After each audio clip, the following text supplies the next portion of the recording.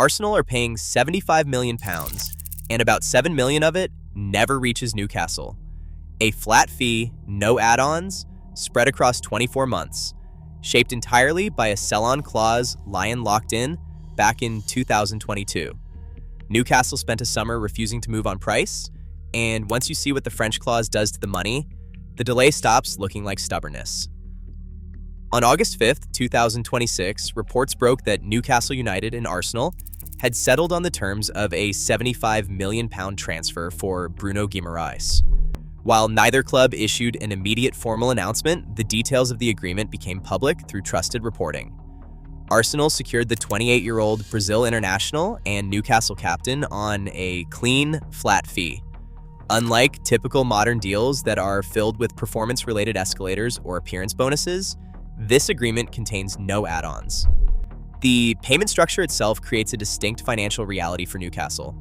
Arsenal will spread the £75 million across 2 installments over a 24-month period.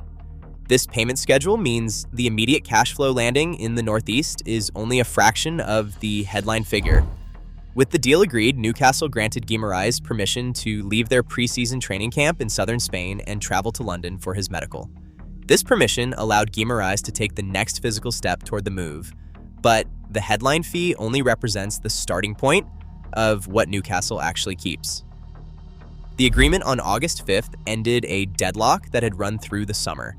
In early July, Arsenal's opening positions were reported well below £60 million. Early accounts fluctuated with bids of £55 million and £65 million floating through the media, figures that reflected partial reporting rather than settled terms. Reports suggested that Arsenal initially wanted to pay no more than £60 million. Newcastle held firm. The club's hierarchy valued their captain at a minimum of £80 million, protecting both his immediate leadership status and his long-term resale value. This created a gap of at least £20 million between Arsenal's initial position and Newcastle's valuation, and the standoff dragged on for weeks. By mid-July, the pressure began to shift due to the player's stance. Guimarães had informed Newcastle of his desire to join Arsenal, and personal terms were reportedly settled before the clubs completed their agreement.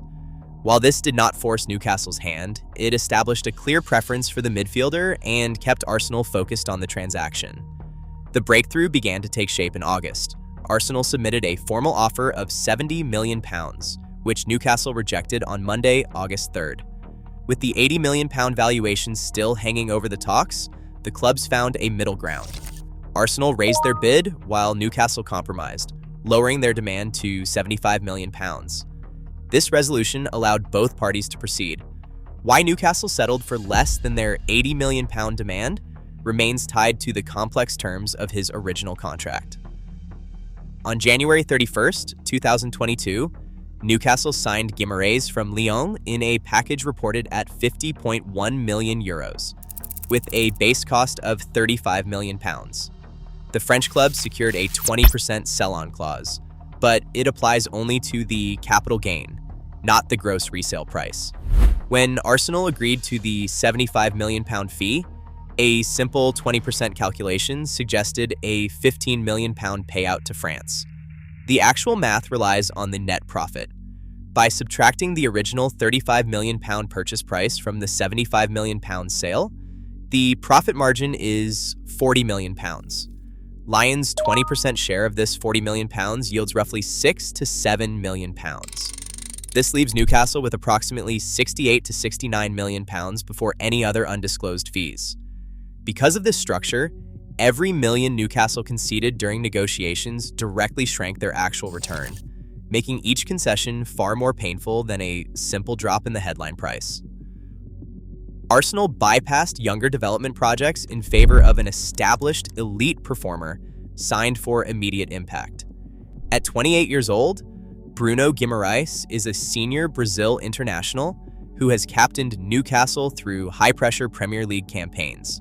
He brings a strong combination of physical resilience, tactical maturity, and on-field authority. On the pitch, he operates as a highly effective hybrid midfielder. He is comfortable sitting deep in front of the defense, breaking up opposition counters through clean tackles, interceptions, and relentless work in the press. Yet, Unlike traditional defensive anchors, his game is not limited to stopping attacks. Guimarães excels at carrying and passing the ball forward under heavy pressure, turning defensive recoveries into controlled, forward attacks. This ability to progress play from deep areas fundamentally changes how a midfield functions. His presence offers a reliable defensive safety net that protects the back four, while giving advanced playmakers like Martin Odegaard the freedom to operate higher up the pitch. When Arsenal lose possession, his capacity to cover ground and regain territory allows the team to sustain pressure in the opposition half. When they win it back, his passing range establishes immediate control over the tempo of the game. Beyond his physical output and tactical versatility, his experience as Newcastle's captain adds a vital layer of leadership to Arsenal's spine. Arsenal are investing in a player who manages difficult game states, coordinates the team's defensive shape, and demands responsibility. It is this organizing function, the ability to provide both elite defensive security and progressive forward-thinking passing, that makes him the complete midfield engine Arsenal sought to sustain their challenge at the very top of the game. Newcastle now faces the immediate challenge of replacing their captain and emotional leader, who departs for a direct Premier League rival.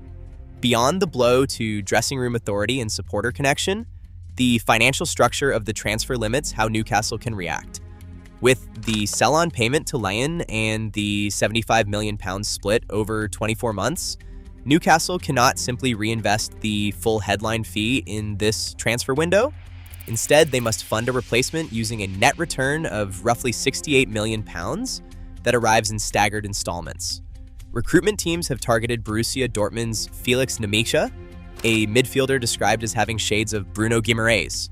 Newcastle is searching for that specific profile, a player who can combine ball recovery and defensive responsibility with forward drive, intensity, and leadership.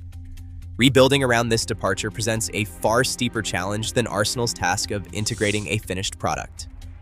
Subscribe for more in-depth football finance breakdowns. The final ledger shows the true scale of the transaction.